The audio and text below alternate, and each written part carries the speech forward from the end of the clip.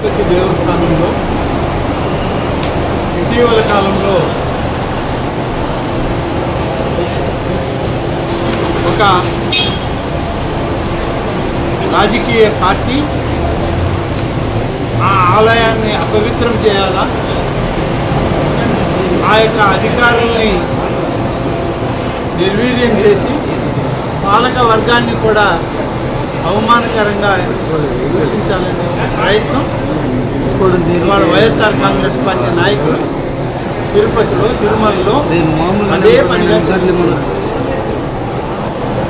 ఏదైనా ఒక మంచి కార్యక్రమం వస్తే దాన్ని అడ్డుకునే ప్రయత్నమే కానీ ఇంకా బాగా చేయండి లేదా ఈ విధంగా చేయండి, ఇంకా మెరుగైన భక్తులకి మెరుగైన సేవలు వస్తాయని మాత్రం వాళ్ళు చెప్పరు. వాళ్ళు ప్రయత్నం అంతా ఏదో ఒక నెపం, ఒక బురద తల్లి ఆ వాతావరణాన్ని కలుషితం చేయడానికే వాళ్ళు చేసేటువంటి ప్రయత్నం. బ్రహ్మోత్సవాల సమయంలో ఒక రకమైన నిందలు వేశారు, ఇంకోటి ఏకాదశి నాడు మరొక రకంగా. నిన్న అందరికీ ఆరాధ్యుడైనటువంటి కోదండరామస్వామి కళ్యాణం గతంలో ఎన్నడూ లేనటువంటి విధంగా ఒంటిమిట్టలో చేస్తూ ఉంటే ఈ యొక్క గోశాల గురించి ఇవన్నీ చూస్తూ ఉంటే ఏమర్థమవుతుందంటే వైఎస్ఆర్ కాంగ్రెస్ పార్టీ నాయకులకు ఈ ప్రభుత్వం మీద, మా ముఖ్యమంత్రి గారి మీద నిందలు మోపడమే ఒక లక్ష్యంగా పెట్టుకున్నారు. దానివల్ల ఫలితాలు ఏమి లేవు. నిన్ననే మా పార్టీ కాదు, మాకు ఎలాంటి అలయన్సులు లేవు, సిపిఐ పార్టీ జాతీయ నాయకులు నారాయణ గారు గోశాలకు వెళ్ళారు. మరి ఏం చెప్పారు మీరు అందరూ విన్నారు? ఎలాంటి ఇబ్బందులు లేవు, సజావుగా సాగుతూ ఉంది గోశాల. తిరుమల తిరుపతి పాలక వర్గం గోవుల్ని సంరక్షిస్తామని చెప్పి వారు స్వయంగా చూసి స్టేట్మెంట్ ఇచ్చారు. అయినా వీళ్ళకి తృప్తి లేదు. ఇవాళ ఛాలెంజ్లు, మీరు రాండి మేము రాండి, ఏమి ఛాలెంజ్లు చేస్తారు మీరు? ఎక్కడైనా సరే కొన్ని సహజ మరణాలని ఉంటాయి. సహజ మరణాలను కూడా పాలక మండలి లేకుంటే రాష్ట్ర ప్రభుత్వమో వాటి వల్ల వచ్చిందని చెప్పి నిందలను మోపడానికి భూమన కరుణాకర్ రెడ్డి లాంటి నాస్తికుడు చేయడం. ఆయన 2 దఫాలు టీటీడీ చైర్మన్ చేశాడు, ఎమ్మెల్యే అయ్యాడు, మొత్తం దోపిడీకి గురైంది. తిరుమల తిరుపతి దేవస్థానం నిధులన్నీ సీసీ రోడ్ల పేరుతో మొత్తం దోచేశారు. 100 కోట్లు తిరుమల తిరుపతి దేవస్థానాన్ని అడ్డం పెట్టుకున్నారు. వీళ్ళు ఇవాళ ప్రభుత్వాన్ని, ఇవాళ పాలక వర్గాన్ని తప్పుపట్టే ప్రయత్నం చేస్తారు. అదేమంటే సవాళ్ళు వేస్తారు. మేము సవాళ్ళు ఇచ్చినా మీరు రాలేదంట.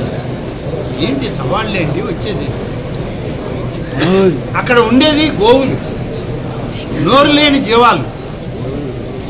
హిందూ ధర్మం ప్రకారం, సనాతన ఆచారాల ప్రకారం గోవు పతి చాలా పవిత్రమైనటువంటి, మన అందరం నిత్యం కొలిచేటువంటి జంతువు. గోవును పూజించడం అనేది మన ఇంట్లో మన తల్లిని పూజించడం లాంటిది. అటువంటి సంస్కృతి సాంప్రదాయాల్లో పెరిగిన మనం ఇక్కడ గోశాలలో సహజ మరణమో, అనారోగ్యంతో ఒక మరణమో, ఒక గోవుకు చనిపోతే దాన్ని రాష్ట్ర ప్రభుత్వానికి అంటగడతారా? దేవాదాయ శాఖ మంత్రికి అంటగడతారా? లేకుంటే తిరుమల తిరుపతి దేవస్థానం చైర్మన్కి అంటగడతారు? ఏమన్నా బుద్ధుండే పనులేనా వాళ్ళకి? అసలు ఏమైనా విజ్ఞానం, విజ్ఞత హిందూ సమాజం మీద, హిందూ సంప్రదాయాల మీద, సనాతన ధర్మం మీద, వైదిక పాండిత్యం మీద, ఆగమ పండితులు ఇచ్చేటువంటి నిర్వచనాల మీద మీకేమన్నా అవగాహన ఉందా? నువ్వు ఒక నాస్తికుడివి. నీ కుటుంబంలో కూడా ఎవరు నువ్వు చేసే కార్యక్రమాలన్నీ ఇతర మతాలకు సంబంధించినవి. మీరు చేయండి, తప్పులేదు. ఆ మతం పట్ల మీకు అవగాహన ఉంది, ఆ మతం పట్ల మీకు నమ్మకం ఉంది, చేసుకోండి. ఈ విశాల ఆంధ్రప్రదేశ్లో, విశాలమైనటువంటి భారతదేశంలో అనేక మతాలు ఉన్నాయి.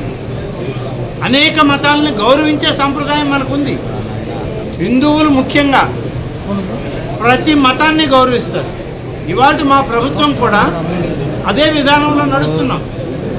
క్రిస్టియన్లు గుడ్ ఫ్రైడేకి పిలిస్తే పోతాం, క్రిస్మస్కి పిలిస్తే పోతాం, చర్చిలకు పోతాం, వాళ్ళకి శుభాకాంక్షలు చెప్తాం, వాళ్ళతో కలిసి సలహారం తీసుకుంటాం, ప్రార్థనలో పాల్గొని వస్తాం.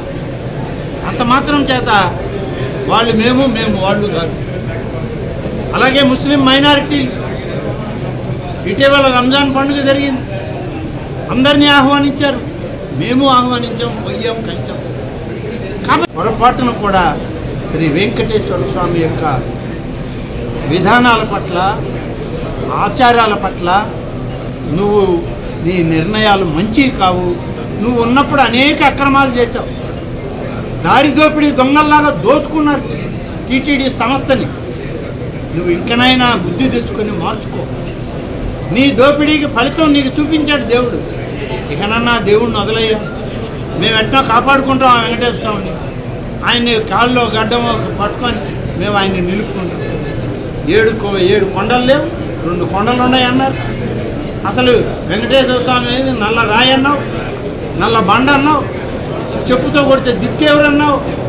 ఇన్ని అపచారాలు చేసిన నువ్వు ఇవాళ శ్రీ వెంకటేశ్వర స్వామి యొక్క ఆలయ పరిస్థితులు, ఆచార వ్యవహారాల గురించి మాట్లాడడానికి మీడియా ఒకటి ఉందని, నీ మీడియా ఒకటి ఉందని, బులుగు మీడియా, దాన్ని తీసుకొని వస్తావా? ఇకనైనా బుద్ధి తెచ్చుకోకన్నాక మానుకో ఈ పద్ధతి. రాష్ట్రంలో ఇక్కడ ఉన్నటువంటి సమాజంలో ఉన్నటువంటి అనేక రకాల మతాలకి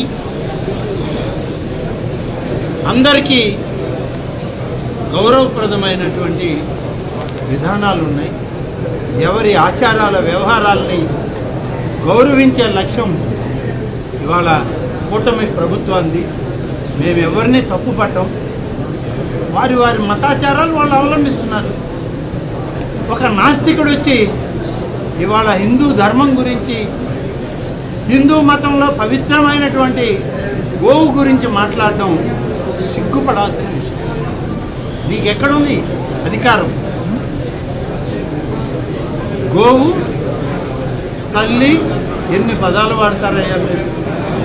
గోవు తల్లి, తల్లే బిడ్డను వద్దనుకునే పరిస్థితి. ఈ బిడ్డ నాకు పుట్టాడా అని ఆ తల్లి అడుగుతూ ఉంటే అటువంటి వాడు నీకు నాయకుడైతే నువ్వు ఒక నాస్తికుడు, నువ్వు మాకు చెప్పడానికి వచ్చావా? గోశాలలో ఎలాంటి తప్పిదం లేదు. గోశాలలో ఉన్నటువంటి ఆవులకన్నిటికీ పవిత్రమైనటువంటి విధానంలో తిరుమల తిరుపతి దేవస్థానం అధికార యంత్రాంగం పనిచేస్తూ ఉంది. ఎలాంటి ఇబ్బంది లేదు. వయసు రీత్యా లేకుంటే అనారోగ్య రీత్యా అక్కడక్కడ చనిపోతుంది. చనిపోయాయన్నీ నిర్లక్ష్యంతో చనిపోయినాయి అని అంటే చాలా బాధాకరం. కరుణాకర్ రెడ్డి గారికి నేను ఇదే ఒకటే విజ్ఞప్తి చేస్తాను. నువ్వు నిజమైనటువంటి శ్రీ వెంకటేశ్వర స్వామి యొక్క భక్తుడు అయితే ఆయన పాదాల చెంత ఉన్నావు. కనీసం తొలి మెట్టు మీదైనా నీ తల ఆంచి నేను తప్పు చేశాను స్వామి, నీ పరిధిలో ఉన్నటువంటి గోశాలని నేను అపవిత్రంగా చూపించడానికి మా నాయకుడు చెప్తే పనిచేశానని చెప్పి క్షమాపణ కోరమను. ఆ వెంకటేశ్వర స్వామి మా దగ్గరికి రావద్దు, మాతో ఛాలెంజ్లు వద్దు. నువ్వు వెంకటేశ్వర స్వామితో ఛాలెంజ్ చేసి నువ్వు బట్టకట్టగలవా? నీవు చేసినటువంటి అపవిత్ర కార్యక్రమాల మూలనే ఇవాళ రాష్ట్రంలో మట్టి కొట్టుకుపోయారు. మీ పునాదులు కదిలిపోయాయి. ఇవాళ మీ గురించి ఆలోచించేవాళ్ళు లేరు.